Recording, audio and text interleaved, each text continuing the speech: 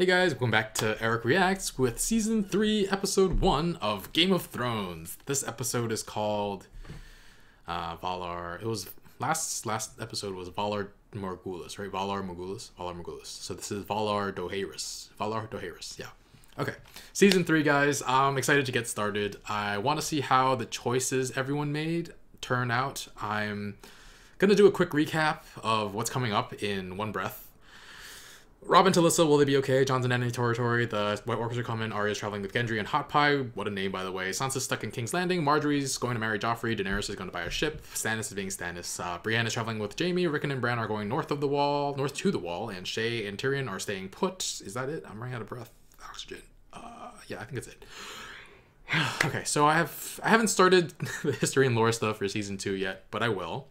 I might not do all of them in a row like I did last time, but I will finish them like before like the midpoint of this season though. Just before we get started, I've been getting some backlash on my channel recently. I got a comment from someone saying they're leaving my channel because I was talking about politics and how it connected to the issues on the show.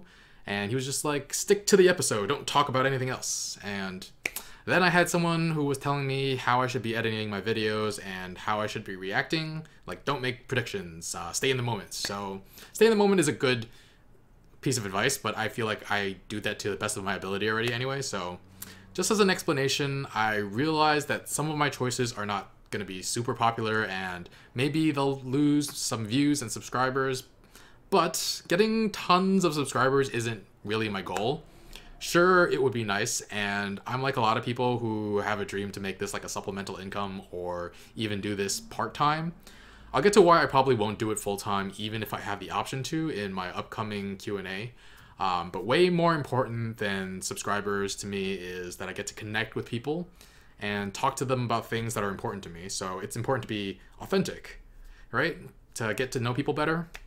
And also, after some bouts of depression, making videos, doing this YouTube thing, it's a way of becoming more of myself again.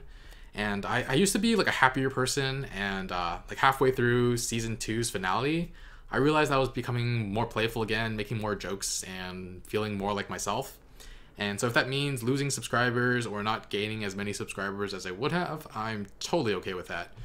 That's not to say I won't take advice. Someone early on said it'd be cool if I did predictions if I wanted to, so I did. I've raised the volume because some people say they can't hear it. And yeah, I listened because people asked me and I thought about it and decided to do it. So this is the only way in which I think I still act like a huge giant baby.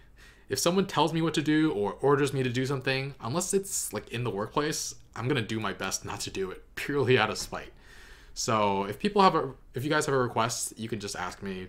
It's just the way that it's framed. I hate taking orders, but if someone I care about asks me for something nicely, I'm happy to make the choice to do that, or at least consider it. It's about having my own agency.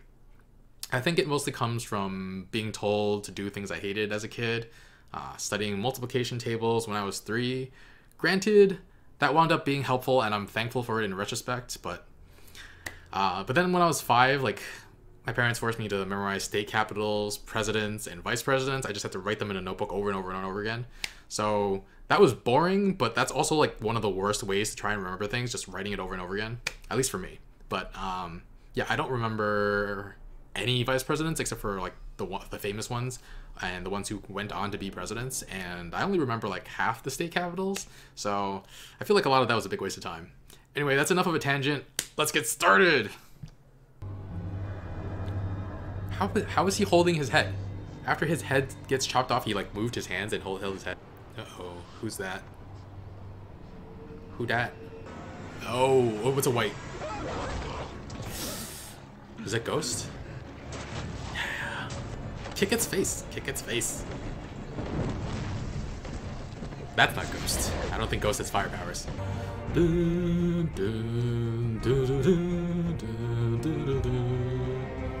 I don't know how to play the cello. I know how to play the violin. That's a giant. Don't stay too long, they're shy.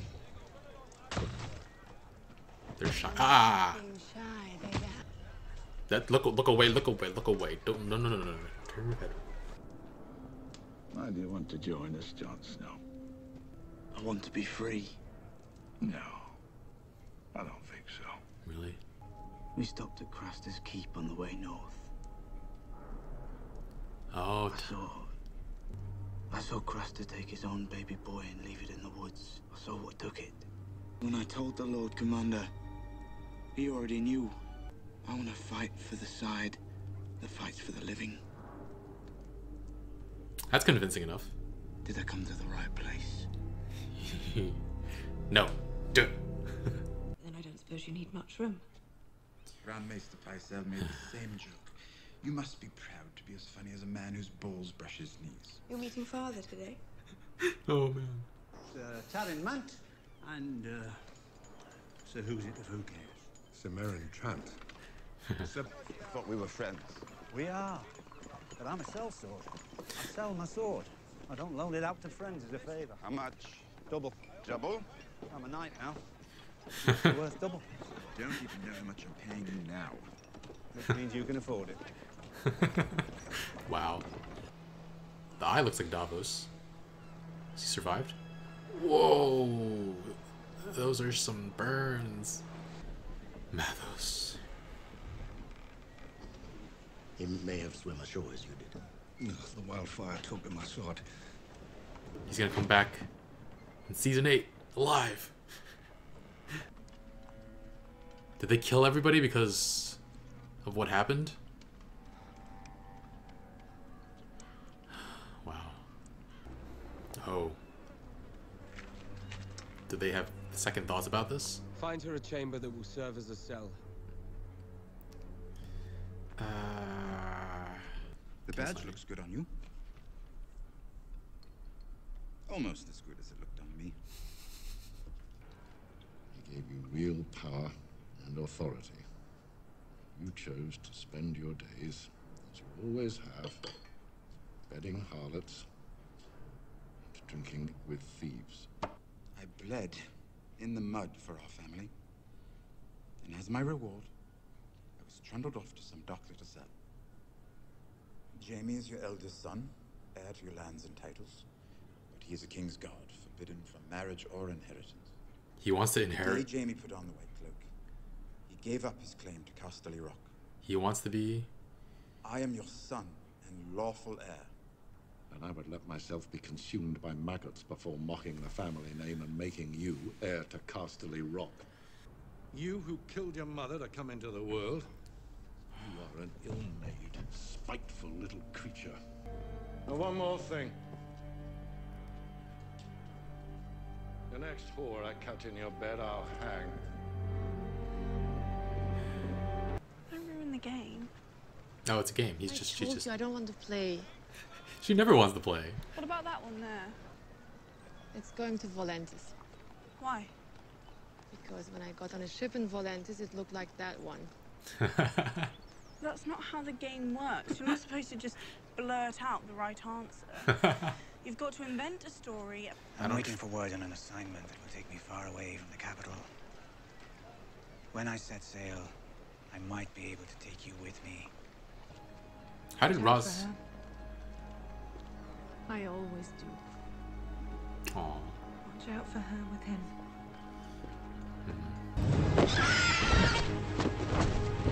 Oh, what a shot. I love that. They're bigger now. Yay, food.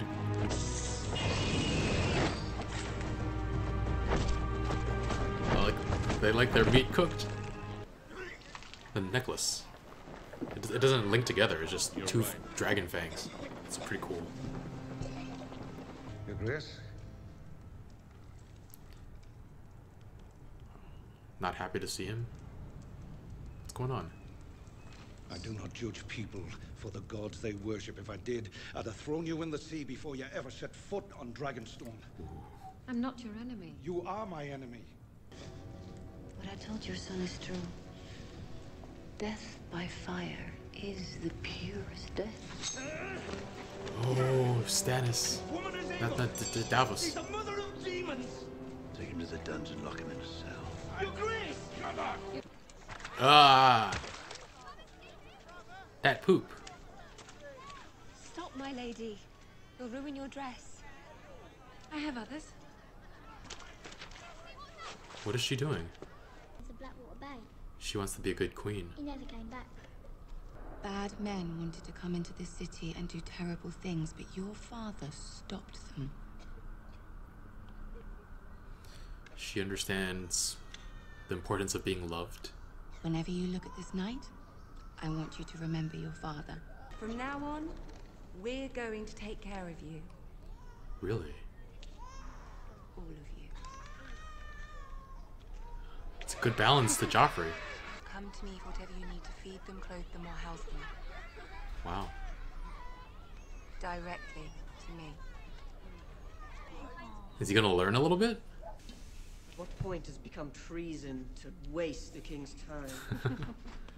The lowest among us are no different from the highest if you give them a chance and approach them with an open heart.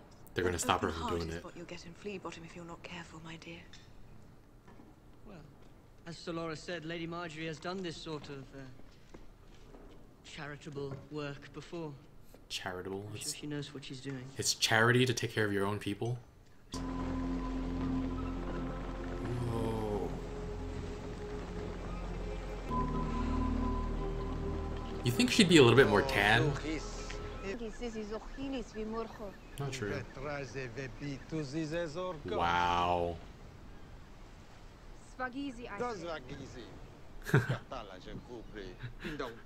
Wow. Wow.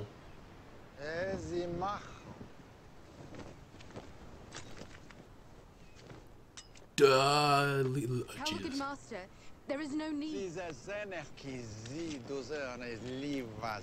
Oh, what the frick? My master points out that men don't need nipples. Busy. Let's clinic. After Tago.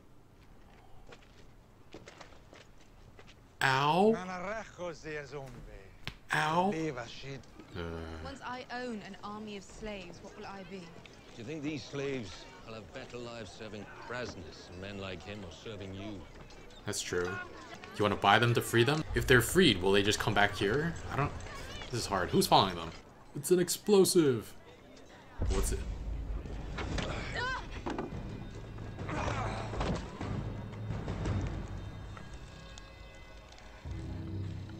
Oh. That looks so super poisonous. Okay, move back, move back. Dragon. Or, okay. Oh, this guy was helping.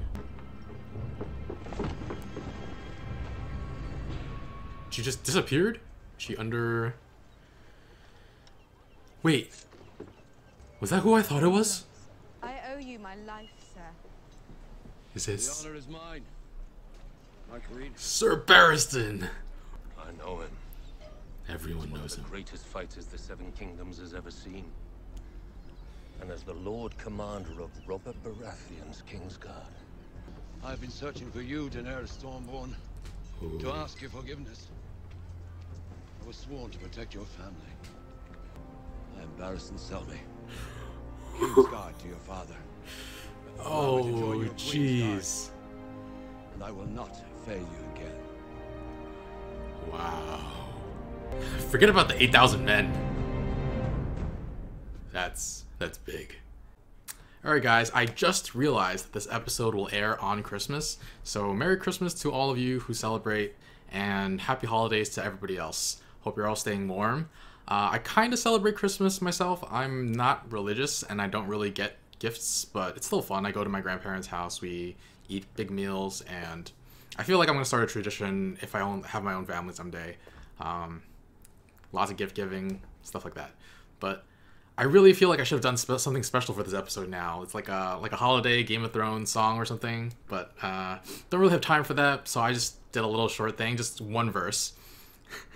I'm nervous now. All right. Make my wish come true, baby, all I want for Christmas is Joffrey's head on a spike. All right. That was ridiculous. All right, so Beyond the Wall, I'm not sure why that White attacked Sam when the others that were following the White Walker at the end of last season didn't attack him. Was it because they were under orders and this one wasn't? So it did what just came naturally for it. I know that do what comes naturally is typically talking about like sex, but for whites, doing what comes naturally means like slaughtering every human they see, right? So who's to say which one is more romantic? Slaughtering everybody? Yeah. All right. I'm glad Sam survived though, that lucky son of a gun. They have to get back to the wall to warn the rest of the kingdom though, meaning they have to hope Jon and the others are okay and leave them to their own devices, but they're all dead except for Jon. Are they all, or maybe they all assume that the whole group is dead by now. Speaking of Jon, he saw a freaking giant for the first time. It's pretty scary. Don't look at it too long or it'll pound you into the ground, man. And Jon did a very good job buying some trust from Mance Rayder. The best lies are based on some part of the truth, and that's what made his disgust over Craster and the Night's Watch so believable, because he's actually really pissed about that. And he says he wants to fight on the side that fights for the living. But I'm also wondering if Mance Rayder has any secrets like that. Because is there a reason that Huge Encampment hasn't been attacked already? Does he have a deal with the White Walkers? I don't know. We'll have to see going forward. Bronn gets to make more money now that he's a knight. Good for him. I like that exchange with him and Tyrion about being paid double. And it makes sense that he doesn't try to save any of it for like a rainy day. He's just spending it all. Because that's the life of a sellsword. Like, when you know that you could die at any moment, and you don't have any children, why hold on to money, really? Maybe in case he gets like a disability, but then I don't know. Tywin treats Tyrion with so much contempt. Like as if the city wouldn't be standing if it wasn't for Tyrion. Hell, if he's the one who had the foresight to get Tommen and Myrcella out when the commoners started revolting. But that's not important to Tywin. All he cares about is the family name. That's all that really matters. And he even blames his wife's death on Tyrion as well, of course, just like Cersei. His freaking family. So Tyrion and Shae better keep that secret about each other well hidden, because I think Tywin threatened to hang her, I think, or hang the next sex worker he finds in his chambers. So Davos is alive. He's burned all to hell, but that'll heal in time. He was lucky that the people who found him were his pirate friends and not loyal to Joffrey. But even though he didn't know, he was just still like, yeah, I'm loyal to the one true king. He didn't care. And it looks like that pirate's time in this story is done. I wonder if he'll come back at any point. It didn't seem like he was of all that importance. He was only in like 2 scenes. But yeah, Stannis doesn't really even care that Davos is alive. He's too far gone now with this in this religious rabbit hole, like burning prisoners alive. And now even Davos is a prisoner. I hope he's not the next to burn. That probably wasn't the best time to try and assassinate Melisandre though. With guards behind him and Stannis there too. Like, man. Maybe he didn't think he'd have another shot. So Robb arrives at Harrenhal. So it's possible that Arya actually should have stayed there. She would have been rescued. She might have been able to be rescued by Robb. But instead, it actually all depends on whether or not they killed all the prisoners because she has Jaqen kill the guards, or they knew Robb was coming and they decided to kill everybody and leave because that would be easier than transporting the prisoners. I'm not sure. But yes, Catelyn gets in more trouble because Robb's bannermen are looking at him and he can't show weakness. He has to be a little bit more serious about people who would betray him. But it's not like Jaime caused all the bloodshed at Harrenhal. I guess people feel like Catelyn is placing the lives of her daughters over the bannermen's wishes, though, and their own safety and her own people. So I get it. It's hard. It's a hard situation. Littlefinger mentions that Sansa's sister is eager to see her as well. Is he just lying, or did he actually recognize Arya? He also has control of Harrenhal, and I don't know if he knows that it's been abandoned already, so we'll have to see. And now that Sansa has had some time to think, she wants Littlefinger's help getting the hell out of there. And she really has no choice, and now, who else is she able to trust? She can trust Shae, and by extension, can she trust Tyrion? Like, she's able, if she can get herself to trust Tyrion, Tyrion would help her. But I don't even know if she knows about Shae and Tyrion's relationship. And there's that knight who she saved from being forced to drink wine until he died, but he hasn't shown up since that episode. I think it was like episode 1 of season 1. I thought he'd play a bigger role because she saved his life. A couple episodes ago, I asked why Marjorie wanted to be the queen, and I got a few comments saying that power is the goal in and of itself. But I feel like most people try to get power so that they can do what they want. So what I was really asking was, what does Marjorie want with the power? Just having the power, it doesn't, like, does she, I don't know. From this episode, it looks like she's trying to use her power to do as much good in the kingdom as possible. It looks that way. She seemed very down to earth, which I guess makes sense because first, Loras wanted Renly to be king because he thought he would be a good king. I don't think he'd want Marjorie as the queen if she wouldn't be a good queen. So I'm pretty wary of people who with a thirst for power, though, and I think she just knows how to play the game really well. Getting the love of the people is a good way to claw power away from the Lannisters, especially with how little love people have for them. I would love to be able to trust that Marjorie is doing this out of altruism, but it's easy to be compassionate when nothing is at stake, and I feel like she has other plans as well. I don't know what they are, though. But yeah, what I mentioned at the beginning of before my reaction about not wanting to do these videos full time, even if I had the option to, I actually want to get into politics. I use this channel to try and help people be more compassionate and understand more about issues, but I would love to have the ability to help more people in a more tangible way by changing laws and implementing things that could actually help them. Yeah, there are too many corrupt politicians in the US right now. Both the Republicans and the Democrats are really corrupt. Granted, one party is more corrupt than the other, but both parties are taking so much lobbyist money and selling out citizens for more job security and rich allies and donations. It honestly doesn't feel that much different from King's Landing. Like, politics never really changes, just the players do. Except for we don't have Stannis Baratheon trying to take over the US, and we don't have Robb plotting a rebellion. I'll make a quick video on political corruption and money in politics and link it at the end of the video over here, or here. And yeah, I think it's the biggest problem in our society right now, and I have a lot of thoughts, so check that out if you want. No problem if you don't. But yeah, I would really love it if Marjorie's kindness and compassion is actually genuine. It's possible that she understands what Viserys did back in Season 1, that you can't rule a kingdom without either money, fear, or love. Though, honestly, whatever her goal is, if helping people is her way of achieving that, sign me up. It's better than Joffrey, or even Robert, and many of our current country's leaders, honestly. It's pretty telling that Joffrey and Cersei see the things she does as charity, though, or charitable, though. Like, as if it isn't the job of the ruler to help his own people. It's ridiculous. Alright, back to someone whose intentions I don't doubt. Daenerys is traveling across the sea. I'm surprised that there are this many of her Khalasar still left over. I thought a lot of them were slaughtered by Pri and Xaro. I really loved that dragon tooth necklace she was wearing. It doesn't even link at the front. The teeth just hang on either side of her neck. It's really cool. I was halfway through the scene and I realized that Daenerys should be way more tan.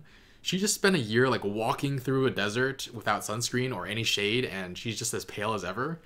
I was just like, she's gonna wind up dying of skin cancer, and nothing else in Westeros is a threat except for skin cancer. But then I realized dragons can't be burned, so maybe that's why she hasn't gotten tan. Public service announcement: please put on sunscreen. Don't go out in the sun without protection just because you want to prove you're a dragon. All right. The dragons have gotten pretty big in what I assume has been around a year since they hatched. The return of the dragons to Westeros. It's been so long. I wonder if Jorah is justified. I wonder if Jorah justified his own owning of slaves by thinking himself like as a benevolent master. He's right that Daenerys would treat those slaves better than any other masters would, but that doesn't mean she should do it. It makes me think that he probably justified it to himself at some point. But what is the moral thing to do here? Do you buy all these slaves so that you can take over the kingdom and then outlaw slavery? That would make her a hypocrite. But if not buying those slaves means you can't take back the kingdom and there will be slavery for centuries to come, that's probably worse. But do you buy the slaves, free them, and then take those who would fight at your side anyway? But these people don't seem like they're in the frame of mind for that. They'd probably go back to the slaver for their next assignment because that's what they've known all their lives. And that nipple cutting thing was just yike. And they also kill a baby for each soldier they train. It's horrible.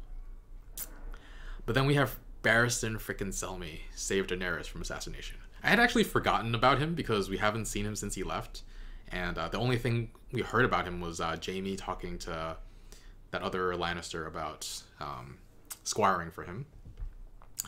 Yeah, I thought he might, I thought Sir Barristan might make a comeback of some sort, but this was an epic entrance. If you have him, you don't need the 8,000 slaves, right? Also, you have dragons, so yeah. And I'm sure there are a lot of people who are still loyal to her anyway. And Jorah was right about her people being in Westeros, though. Not half a day in Westeros, and she's recruited freaking Barristan Selmy. Have you guys, any of you guys played Fire Emblem? In almost all the games, you start out with a really old knight who is stronger than everybody else, but doesn't have the same potential for growth. Like, he's capable of defeating almost everyone early on, but you try not to use him because he eats up all the experience for your weaker units. And yeah, that old character often winds up weaker than everybody else by the end of the story because their stats don't grow as much. Except in the case of Sir Barristan, he's already at max stats, so it doesn't matter. Anyway, we didn't get an answer as to who was trying to assassinate Daenerys, though. Like, who sent that little girl? I don't know if Joffrey and Cersei were all that concerned with her. Maybe Tywin or the others on the Small Council. I know the others on the Small Council were worried when it was Robert on the throne. They're probably still worried now. Though I don't know how many people are still completely loyal to Cersei and Joffrey, though. I think that was all that happened in the episode, but Barristan showed up again. Showing up again made me think of like what other characters could just pop back up. And I realized we don't know where the Hound was after he left King's Landing. The show could just abandon his storyline until he shows up again randomly, like Sir Barristan. He seems like he cares a little about Sansa, though certainly not enough to help Robb free her. Like, he would likely not be trusted by Robb either. Maybe he joins Daenerys too. I feel like she's just gonna keep gathering people to her cause as she travels into King's Landing. But I feel like Sandor, the Hound, was heading north since he mentioned he could take Sansa to Winterfell, and Daenerys is coming from Essos, the east, so it wouldn't make sense for them to meet right now. I also don't see him pledging loyalty to anyone after his fuck the king moment. I don't think he'll catch up with Arya, Potpie, and Gendry, because they started off further north and they already had like a huge head start. Maybe he runs into Brienne and Jaime on their way down south. That'd be pretty interesting. I don't know what would happen in that case. But yeah, anyway, this was definitely my favorite season opening so far. I'm going to give it 3.5 direwolves. I'm really excited for the rest of the season. I've mentioned this so many times by now, but most TV shows like crescendo towards the end of the season, so it just keeps getting better and better. And if this episode is anything to go by, we might hit our first 5 direwolf episodes soon.